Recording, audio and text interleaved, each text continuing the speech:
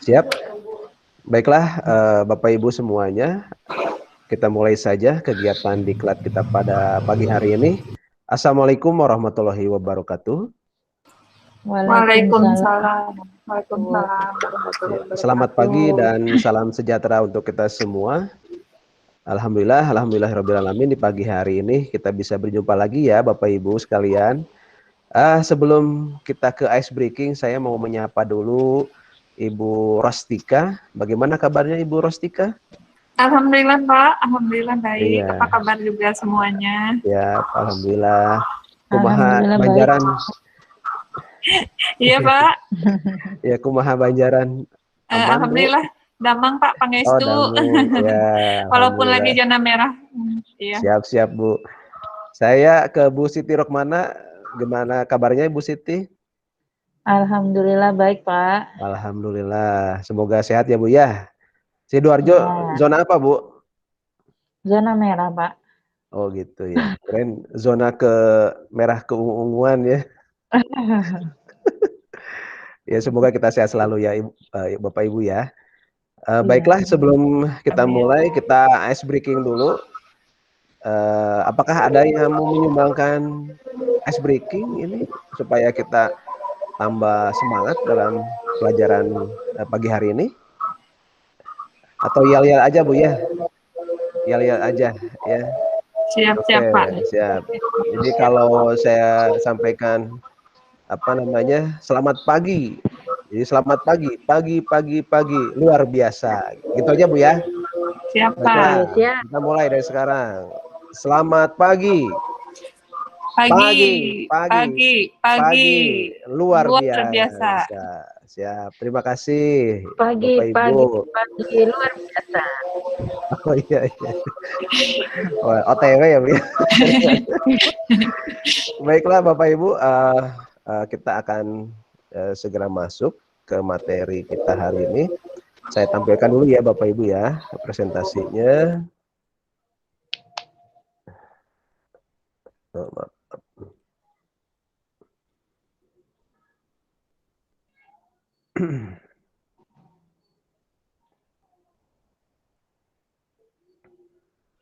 Sudah muncul Bapak Ibu?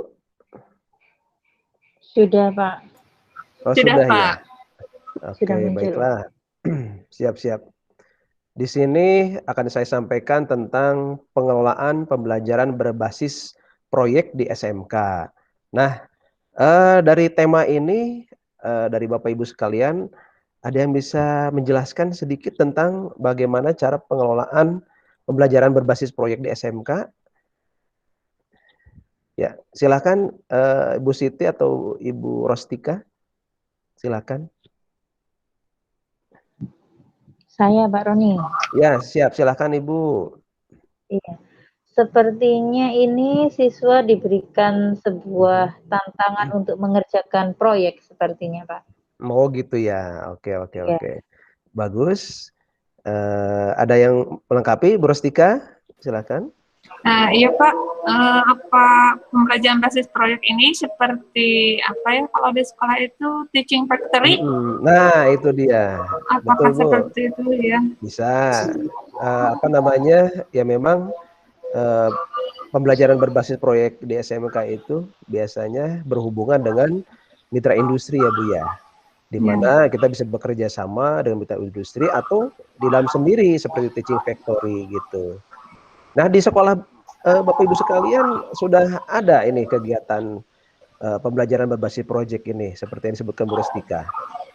Contohnya tadi TF tadi ya. Silakan Bu Rostika berbagi pengalaman nih. Iya Pak, kalau di sekolah saya di jurusan TKJ sama Tata Boga mungkin ya di sini TEPA-nya. Kalau untuk OTKP itu belum dikembangkan, ya masih karena masih sebatas kebanyakannya ke pekerjaan kantor ya gitu, hanya praktek-praktek seperti itu.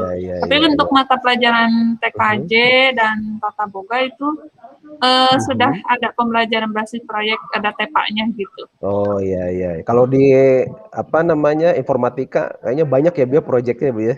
Nah, iya, Iya.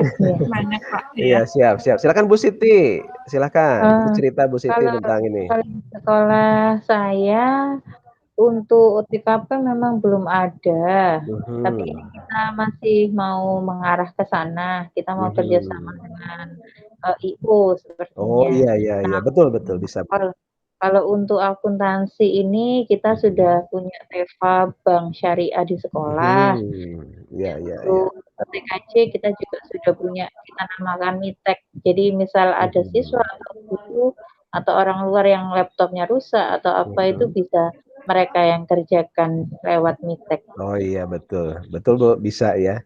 Jadi untuk pengembangan pembelajaran berbasis project di SMK ini ya memang banyak sekali ya kegiatannya gitu. Tapi kalau kita berbicara dengan mitra industri itu akan lebih luas lagi gitu ya. Jadi tinggal apa namanya sekolah kita apa namanya bermitra dan melaksanakan MOU-nya gitu ya dengan mereka gitu. Mohon izin Bapak Ibu, saya akan menyampaikan sedikit materi untuk kegiatan kita pada pagi hari ini. Jadi untuk yang berikutnya adalah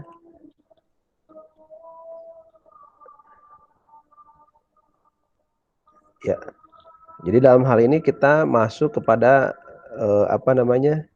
Apa sih definisi PJBL dan pengelolaan pembelajaran berbasis proyek ya? Tujuan, prinsip-prinsip pengelolaan dan implementasinya.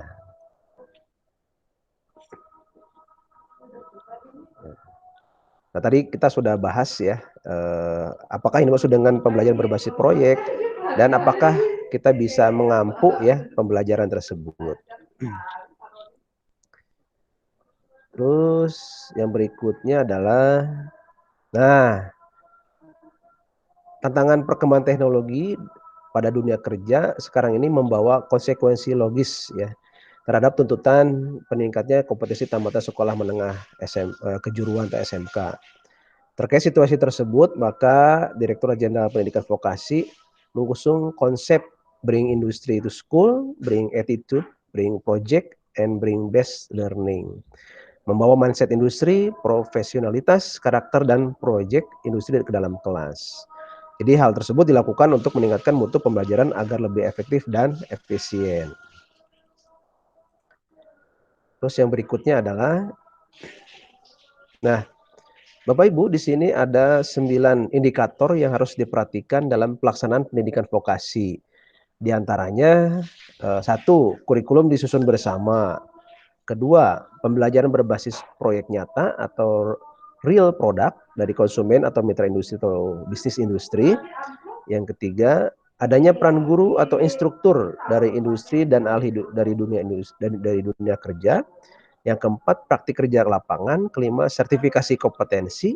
Keenam, update teknologi dan pelatihan bagi guru atau instruktur. Yang ketujuh, riset terapan mendukung teaching factory. Tadi yang disebutkan oleh Bung Ros dan Ibu Siti ya. Ini ada nih. Nomor 8, komitmen penyerapan oleh dunia kerja. Dan ke-9, kerjasama yang dapat dilakukan dengan mitra dunia kerja. Nah, di sini ada apa namanya? Indikator tadi ya. Yang di apa namanya garis kuning ini yang memang sedang kita akan itu ya. Maksudnya di sini dalam pelaksanaannya pembelajaran berbasis proyek diawali dengan penyusunan kurikulum bersama ya. Rumusan proyek atau order bersama dan demikian pula pengerjaannya. Jadi di sini kita memang harus bekerja sama dengan konsumen atau mitra industri atau bisnis industri. Nah, sampai di sini ada yang ditanyakan Bapak Ibu sekalian? Atau saya lanjutkan dulu ya. Di situ ada manfaat penyelenggaraan pembelajaran berbasis proyek ya. Yang pertama yaitu mendukung atau menguatkan terjadinya kerjasama. Yang kedua meningkatkan kapasitas guru. Yang ketiga riset terapan. Yang keempat meningkatkan kepercayaan dunia kerja untuk menyerap tamatan SMK. Dan yang kelima terjadinya kepercayaan sehingga meningkatkan kerjasama dukungan dunia kerja kepada SMK. Nah ini manfaatnya sangat bagus ya Bapak Ibu untuk kalau kita sekolahnya sudah memiliki atau menyelenggarakan pembelajaran berbasis proyek. Nah, itu yang kita harapkan. Terus yang berikutnya adalah oh iya, ada yang ditanyakan dulu, Bu, Bapak Ibu? Ya. Ya, silakan Iya, Bu Pak. Siti. Bu Ros, ya silakan. Siapa dulu? Ya, yang mau saya tanyakan, Pak, PJBL ini berbasis proyek ini bekerja sama dengan Iduka, berarti untuk untuk penyusunan perangkat pembelajarannya juga harus bekerja sama ya Pak, mungkin dengan Iduka atau seperti apa gitu. Oh iya, betul Bu. Dari untuk penyusunan kerangka kurikulum dan kegiatan pembelajarannya harus disesuaikan atau harus bekerja sama dengan mitra industrinya gitu ya. Terkecuali kalau tadi untuk TF ya, Teaching Factory, itu kita bisa sendiri gitu ya, mau mengembangkan seperti apa. Tapi kalau sudah namanya bekerja sama dengan mitra industri, otomatis si kurikulumnya harus bisa sinkron gitu ya dengan Iduka kita gitu ya. Karena ya memang apa yang mereka harapkan yaitu ya kita harus bisa belajar dari mereka gitu, seperti itu. Bagaimana Bu Ros? Iya Pak, iya. Ya, apa Bu Siti Rokmana mau nambahkan kira-kira? Iya, sepertinya sudah Pak. Ya, sudah siap cukup jelas dari Pak Roni. Iya, silakan Bu Siti, ada pertanyaan kira-kira? Ini sedikit yang saya tanyakan, untuk PJBL ini, project learning ini diberikan untuk anak dari kelas 10, 11, 12 atau pada tingkatan khusus yang dia memakai metode ini? Seperti itu Pak. Oh iya, terima kasih Bu Siti, pertanyaannya bagus sekali. Untuk kegiatan PJBL ini sebetulnya sih sudah dilaksanakan oleh sekolah kita udah lama ya sebetulnya gitu kan.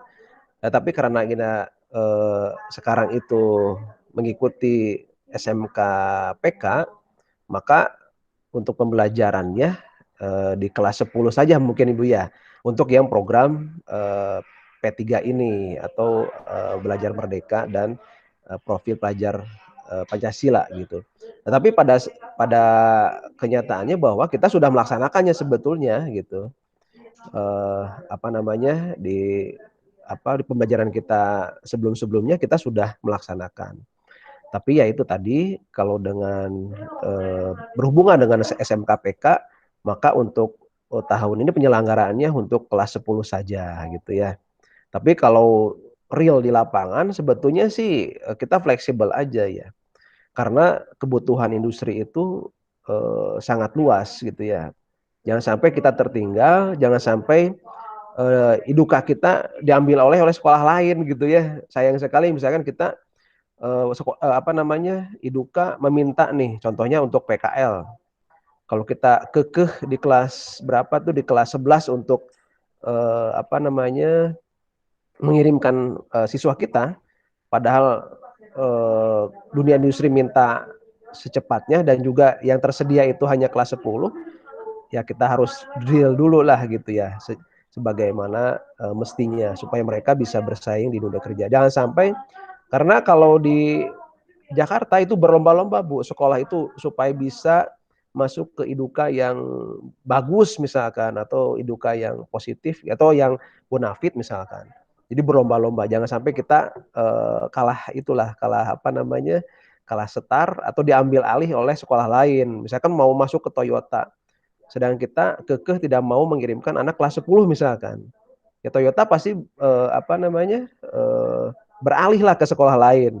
Nah itu kalau di Jakarta gitu ya, tapi tidak tahu kalau di di sekolah Bapak Ibu sekalian. Tapi kalau di Jakarta memang seperti itu, berlomba.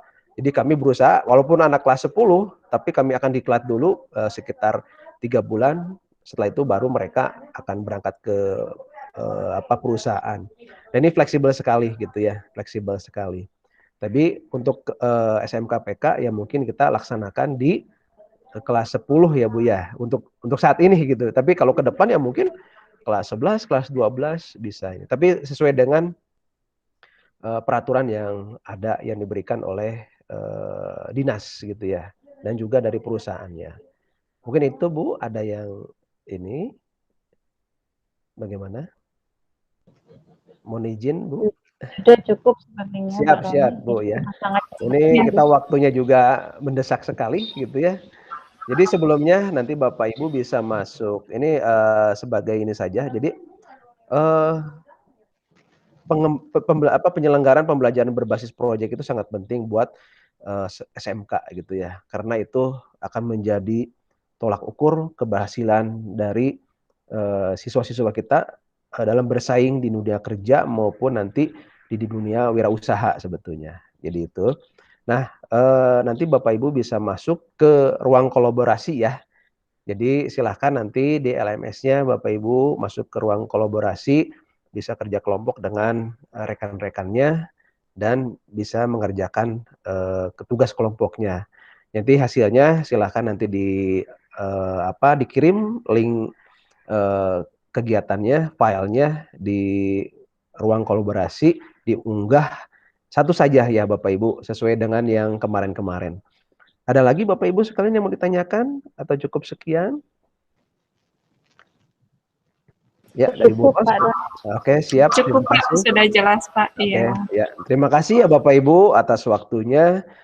Insya Allah nanti kita akan ketemu lagi di materi berikutnya. Saya cukupkan sekian. Terima kasih. Wassalamualaikum warahmatullahi wabarakatuh. Waalaikumsalam warahmatullahi wabarakatuh. Terima kasih Pak. Ya, sama-sama Ibu. Terima kasih. Ya, sama-sama Bu Siti. Terima kasih. Iya. Ya. Mohon izin live Pak. Ya, silakan Ibu, silakan. Terima kasih.